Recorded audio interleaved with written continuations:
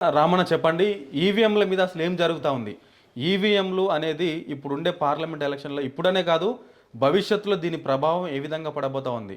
అంటే చాలా వరకు కూడా ఈవీఎంలు అనేది వద్దు అని చెప్పేటువంటి కొంత వ్యతిరేకత అయితే వస్తా ఉంది. ఉంది. కానీ ఎందుకు ఇంకా ఈ పార్టీలు కావచ్చు, ఇంకొంతమంది వర్గము ఎందుకు ఈవీఎంలను సపోర్ట్ చేస్తా ఉన్నాయి? అసలు దీనివల్ల జరిగే అనర్థాలు ఏంటి అంటే ఏం చెప్తారు? ఈవీఎంల ఈవీఎం మీద జనాలకు పెద్ద అపోహ ఉంది. వాస్తవంగా జనాలు ఏమనుకుంటారంటే, మేము ఓటేసినాం, మా ఓటు కనపడుతుంది, మాకు వీవీప్యాట్ల దాని మీద డిస్ప్లే మీద కనపడుతుంది, మేము వేసిన ఓటు.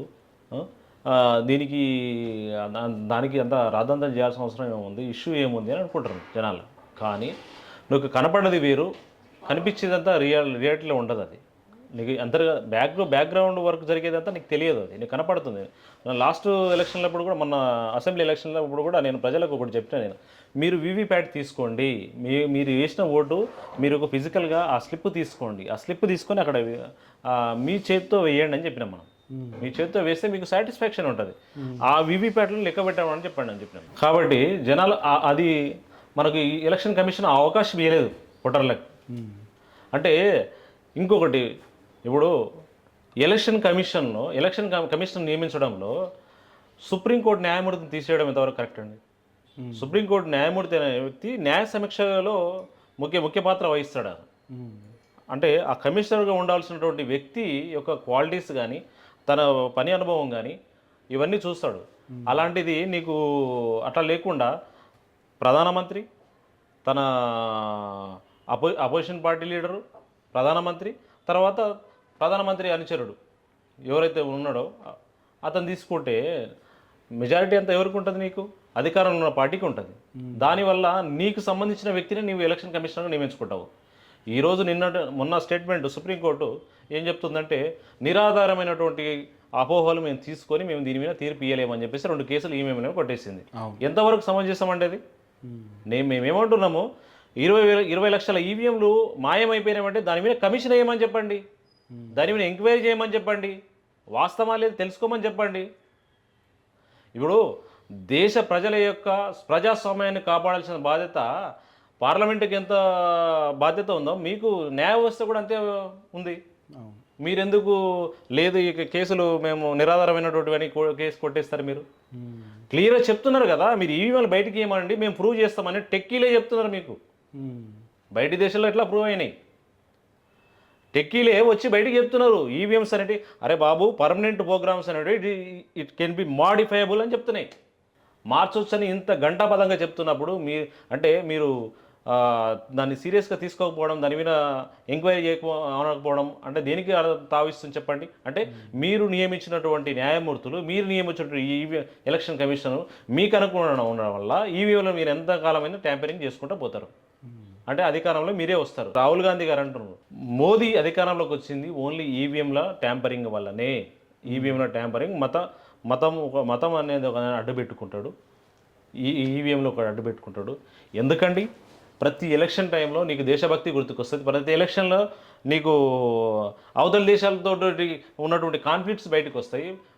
ఎలక్షన్ టైంలో నీకు మతం గుర్తుకొస్తుంది, ఎలక్షన్ టైంలో నీకు ఉగ్రవాదం గుర్తుకొస్తుంది, ఎలక్షన్ టైంలో నీకు ముస్లింలు గుర్తుకొస్తారు, ఎలక్షన్ టైంలో నీకు మైనారిటీలు గుర్తుకొస్తారు, ఎలక్షన్ టైంలో నీకు క్రిస్టియానిటీ గుర్తుకొస్తుంది. అంటే నీవు ఏం చేస్తున్నావు? నువ్వు అన్ని విధాలుగా ప్రజలను రెచ్చగొట్టి నీ మళ్ళీ తిరిగి అధికారంలో రావాలని చూస్తున్నావు. ఇది ప్రజలకు శ్రేయస్కరం కాదు, దేశ ప్రజలకు ఎట్టి మాత్రం మంచిది కాదు.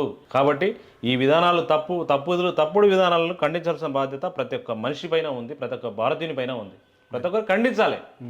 ఖండించి అసలైన ప్రజాస్వామ్యం నిలబెట్టుకోవాలంటే మళ్ళీ తిరిగి బ్యాలెట్ విధానం రావాల్సిన ఆవశ్యకత ఎంతైనా ఉంది. కాబట్టి దేశ ప్రజలకు ఒకటే చెప్తున్నా, రాష్ట్ర ప్రజలకు, దేశ ప్రజలకు, దయచేసి అర్థం చేసుకోండి. ఈవీఎంలోనండి మోసపూరితమైనవి. ప్రపంచ దేశాలన్నీ బ్యాన్ చేసినాయి. ఏ 11, 10, 12 దేశాలు వాడుతున్నాయి, కానీ అవి కూడా బ్యాన్ చేస్తాయి భవిష్యత్తులో. తప్పని తెలుసుకున్నటువంటి దేశాలన్నీ బ్యాన్ చేసినాయి. ఆర్థికంగా, రాజకీయంగా, సాంకేతికంగా అభివృద్ధి చెందిన దేశాలే బ్యాన్ చేసినాయి. అంటే మనం ఆర్థికంగా లేము, సాంకేతికంగా లేము, మనం ఎదుగుతున్న దేశం, డెవలపింగ్ కంట్రీ, ఇంకా డెవలప్డ్ కంట్రీ కాదు. అర్థం చేసుకోండి.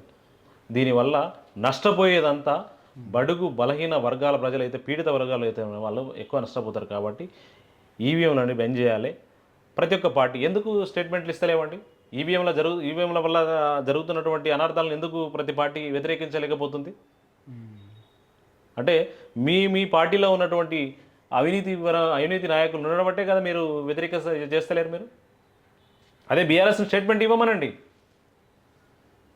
అదే టీడీపీని స్టేట్మెంట్ ఇవ్వమనండి. ఇప్పుడు టీడీపీ ఎన్డీఏతో పొత్తు పెట్టుకున్నది కదా, ఇప్పుడు టీడీపీ పార్టీని స్టేట్మెంట్ ఇవ్వనండి. మీరు ఈవీఎంలు తీసి బ్యాలెట్ సిస్టమ్ తీసుకురండి, మేము మీకు సపోర్ట్ చేస్తామని చెప్పండి. అవునా కదా? ఈ రాష్ట్రంలో ఉన్న బీఆర్ఎస్ పార్టీని కూడా ఇవ్వమనండి.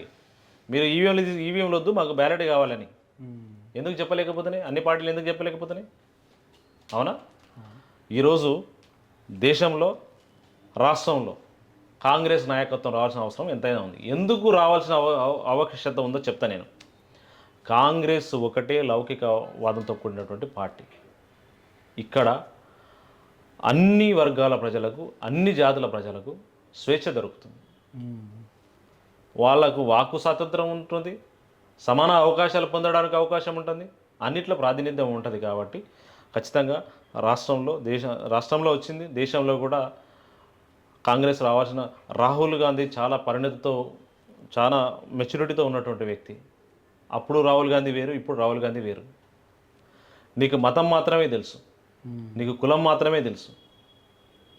ఈయన స్వేచ్ఛను కోరుకుంటున్నాడు, సమానత్వాన్ని కోరుకుంటున్నాడు, సౌభ్రాతృత్వాన్ని కోరుకుంటున్నాడు, దేశ అభివృద్ధి కోరుకుంటున్నాడు. నీలాగా విభజనవాదం ఎత్తుకోలే. నీది విభజనవాదం నీది, ఈయన సమైక్యవాదం. కాబట్టి ప్రజలను ఆలోచించమని, సమైక్యవాదంగా ఉందామా? విభజించుకుంటూ పోతే ఎవరికి వాళ్ళు సెగ్రిగేట్ అయ్యామా? ఆలోచించమని అడుగుతున్నాను. అదేవిధంగా రాష్ట్ర ప్రభుత్వాన్ని కూడా నేను కోరుకుంటున్నా, ఈ 100 రోజుల పరిపాలనలో చాలా మట్టుకైతే మంచి జరుగుతుంది.